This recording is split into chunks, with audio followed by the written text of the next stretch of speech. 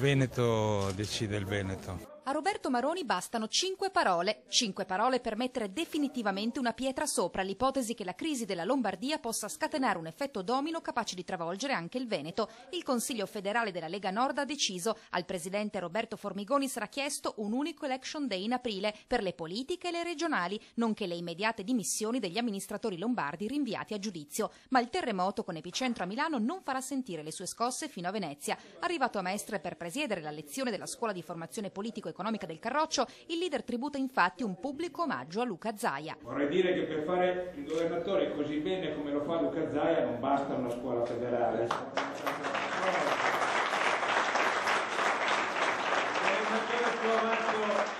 Più amato d'Italia. I leghisti mostrano i muscoli, tanto più ora che la magistratura ha restituito 11 diamanti che erano stati sequestrati nell'ambito dell'inchiesta sull'uso dei rimborsi elettorali e dopo il broncio di quei giorni adesso Maroni ci ride su. Come diceva De André, vi ricordate, dai diamanti non nasce niente, dall'etame nascono i fiori, ma dai diamanti non nasce niente.